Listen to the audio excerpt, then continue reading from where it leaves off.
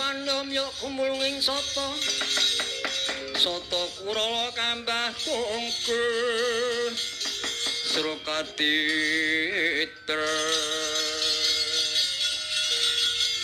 Rekatut janggani Pradipati Pelatalan anakku nggir Wisnu Brahma lan Bayu dene kita padha tak timbali ngadhep ngersane Kang ya nggir waduh wonten menapa Siwa Narada miyos wonten ing merpat kepanasan keparengan Kang putra kula pun Bathara Brahma nyadong dawuh ya aku anakmu lanang Bathara Bayu nyadong dawuh Siwa Narada nuwigati apa nulinggih keparengan Kang putra pun Bathara Wisnu iki badhe nyuwun dalem napa menggawe katos sing wonten ing pasewakan keparengan kula timbabaripun Kang putra pun Bathara Wisnu kaya ya nggir Brahma Bayu lan Wisnu padha ndak timbali ngadhep ning ngarep ngerti ya dina iki kadangmu si Bathara Kala munggah mring kayangan Suralaya lho wonten kados menapa kadang kula Bathara Kala minggah dhateng kayangan inggih wonten menapa ya ngerti ya siji Bathara Kala loro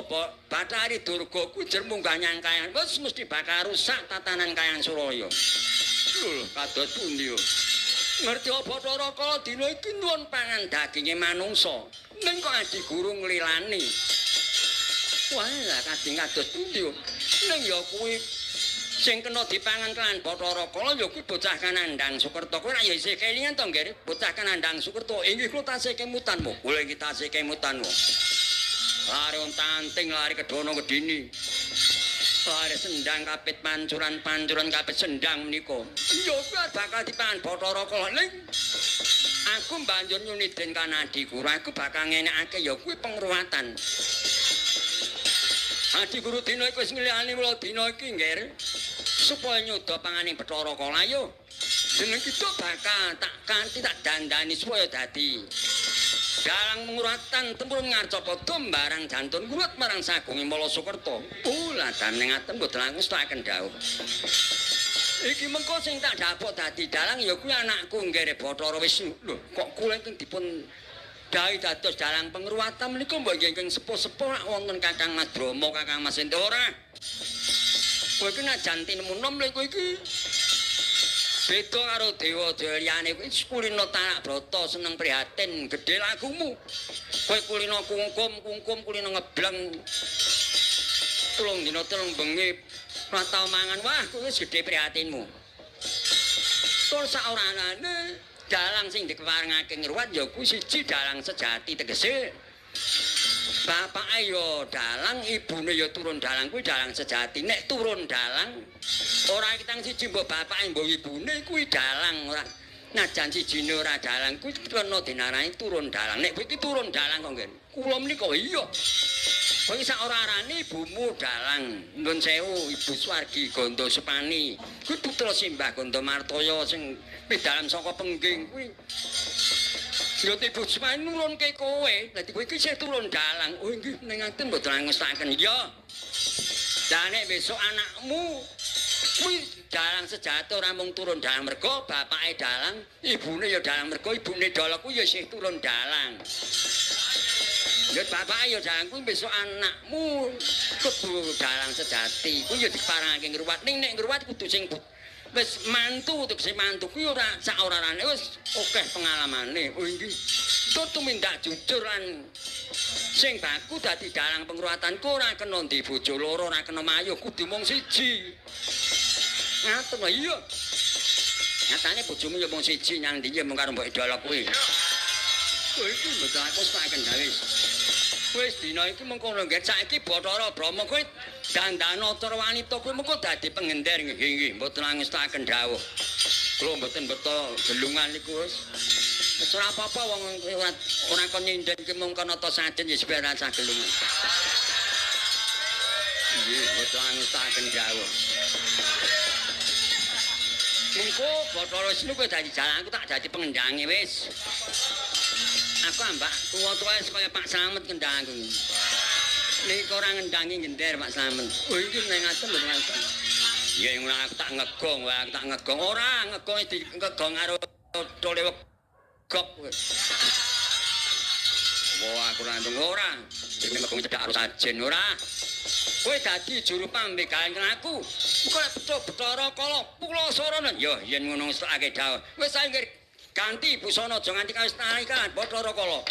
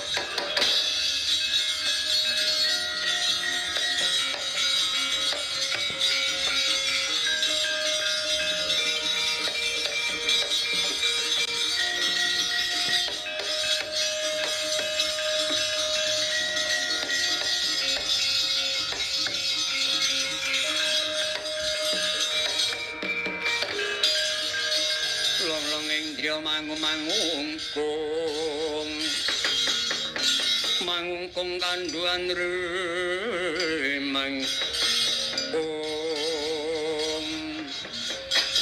saiki mengkene ya nggih Bathara Wisnu kula wonten timbang ngadhawuh Siwa Narada saiki jeneng sira ganti jeneng aja Wisnu ning ganti jeneng ya kuwi Ki Dalang Kandha Buwana inggih mboten langkung stakaken dawuh lajeng kula kaparingan nami sinten Siwa Pukulun ya Bathara Brahma kuwi nganggo jeneng ya kuwi Nyi Saruni.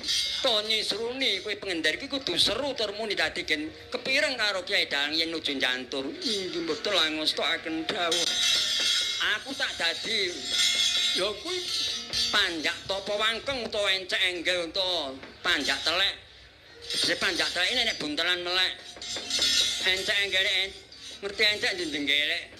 Inggih mboten langkung stokaken. Wis saiki temurun nyangar copodo ya kuwi golek manungsa kang nandhang sukerta monggo suwawi kula dherekaken Siwa Narada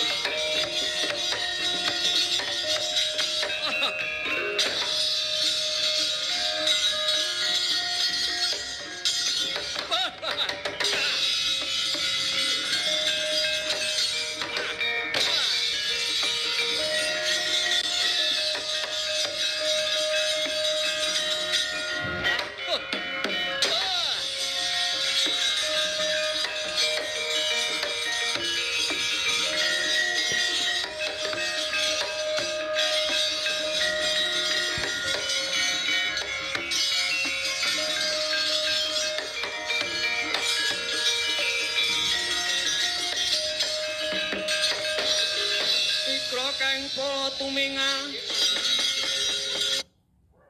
Promo Guncak 77. Hair dryer, tas bahu, body serum turun harga semua. Bikin bebas borong apa aja. Makin hemat pakai bebas ongkir juga. Temukan promonya di aplikasi Tokopedia dan TikTok.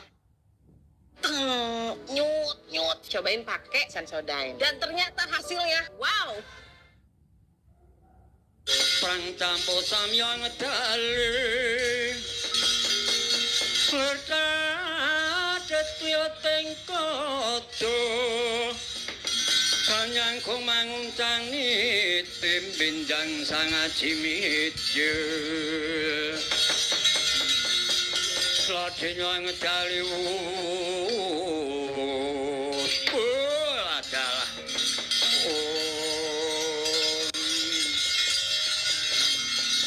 Om titiang klodro mas patik rojo dewaku Sauto langgun kumiling majejangkung upati manungso kang nandang Sukerto Iki waonon sipating manungso malang kadak Pundake malang dadan melang-melang kowe jenengmu sapa Gus Ayo ngaku Upung durung mati tanparan ya yen kowe tambuh marang aku aranku ya kuwi Tuna Bapa Aku bocah kriyang kabur anginan mendung kebaraten kandang langit mulmega dadi papan kang ndak dodok ya kuwi papan dunungku balik kowe jenengmu sapa ayo Yen kowe kagem aku aranku Bathara Kala, kowe kok jenengmu Tuna Bapa ki werdine piye? Tuna tesih rugi, bapa wong tuaku mangsa rugi dilaraki ibu kowe surati nunggun bapakku. Mergo aku ana jroning kandhutan ibis tinggal mati bapakku. Yen ngono kowe menungso nandhang Sukerto dadi memangsanku. Yen kowe arep mbadhok aku sak buktimu. Ayo, watek naji jopo mantra-wantun nganti tumpang sora kelakon tunjung kerak nyamuh ora minggat dupak suwek telak mojo takun jopo.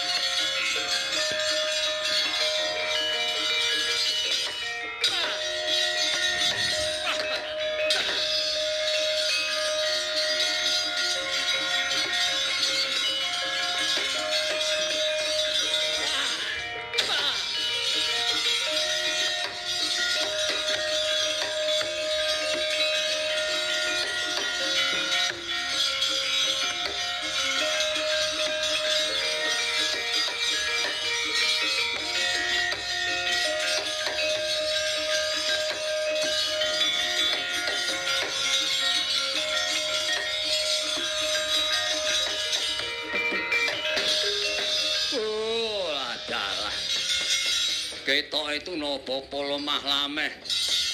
Nyah bang tak cakot ketot kaya nyokot ril. Bareng gemkem melawi tangan nyampuk. Kuan kowe melesat wae. Mongko sing kulungu golek pangan wis tak petung lho.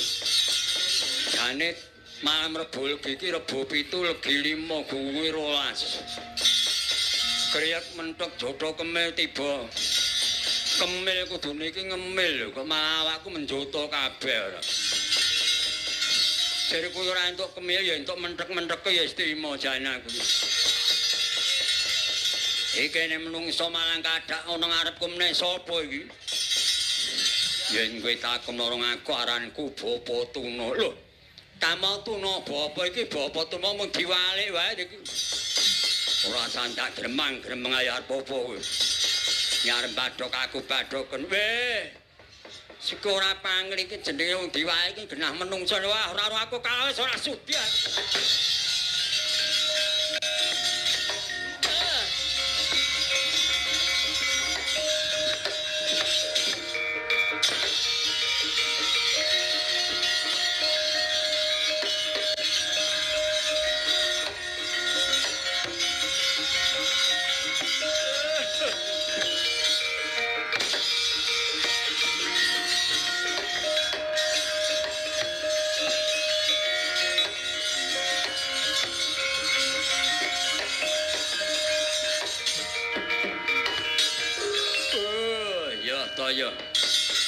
Aku mungsuh Tuna Bapa Tulung aku mesti kasoran juritku. Aku miring tambang rawat ratu jaring mbok bakul sinambi wara. Mewah pawarta binandunging Karna. Ing duka kliwonan nyanipun Bapak Sudarsana kuwi kagungan putra ya kuwi. Kang dinarani kembang kapit sampuran utawa cendang kapit pancuran wae kuwi dadi mangsanku mbaya lak turun nang desa Kliwonan.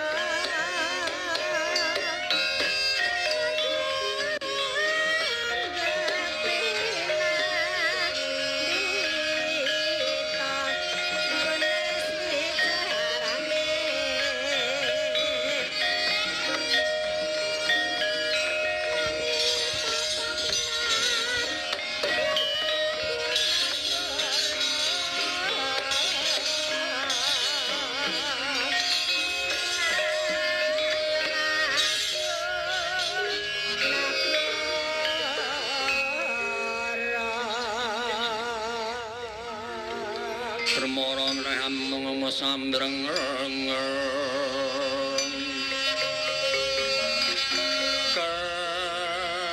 kati karunaning kaswase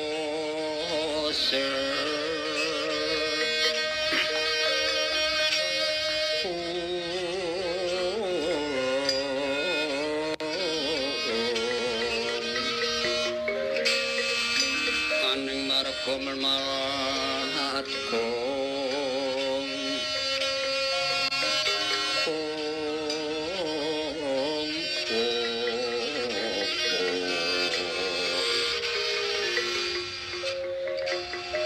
nuwun amit pasang kaliman tabik sinabet ing ngelodune kalepat ing tulak manudu mawang tawang-tawang nggih mangkita Ki Dalang Kandhabuana dipun tepangaken kula menika nalendra saking negari Medang Kamulyan nami kula pun Prabu Darma Pikukuh inggih waleh-waleh menapa Sinom Prabu Darma Pikukuh inggih kula pun Kyai Dalang Kandhabuana inggih pramilyanipun Bapak Kyai Dalang kula suwun rawuh wonten ing Dukuh Kliwonan mriki awit Dukuh Kliwonan menika tasih klebet wewengkon negari kuling Medang Kamulyan.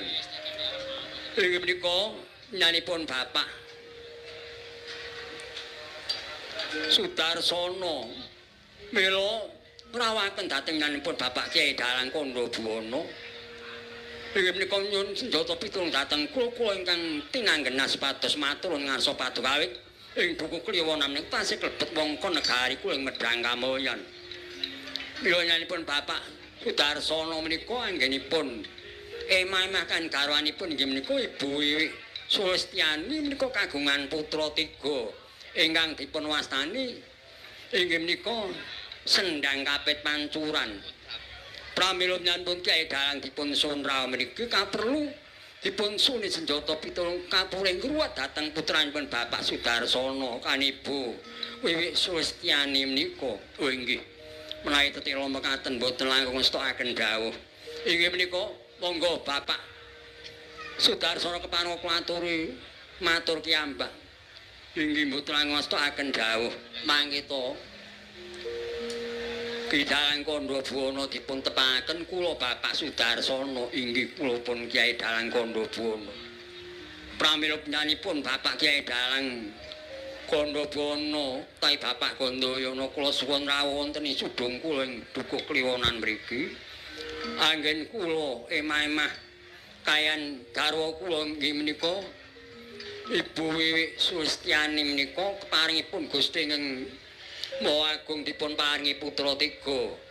Anak kula ing Bajing inggih menika Adik Reja Widarma adik putra. Kaping kalih anak kula wadon nggih menika anak kula Nabila Aulia adik putri. Kaping 3-nipun anak kula Dalang nggih menika Reski Prajna adik putra menika anak kula menika kayeng dipun wastani Sendang Kapit Pancuran. Saiki menika kula mboten badhe nilaraken dhateng dawuhipun para simbah-simbah rumiyin adat Widimidana Tara Kyai Jawi kedah dipun ruwat mila kula pasrahaken dhateng Bapak Kyai Dalang kula aturi ngitari sukertanipun anak kula 3 menika. Inggih mboten langkung stokaken dawuh Bapak Sudarsana. Kaping kalihipun menika kadang kula. Inggih menika Prole Nadia Adra Latifa menika anak putranipun kadang kula nggih menika Ibu Wara Sulistyarini menika anggenipun emah kayan inggih menika kadang kula Bapak Eko Budiono ingkang sampun nyawargi menika keparipun Gusti namung dipun paringi putra sunggal inggih menika nami Pole Bagus Nadia Syara Latifah menika inggih badhe kula sunaken pitulungan dhateng Ki Dalang kula aturi ngliwat menika awit anak ontang-anting inggih Metelo mekaten mboten langus tangen dawuh. Malda menika badhe kula wiwiti mugi-mugi Bapak Sudarsono sekayan garwa putra.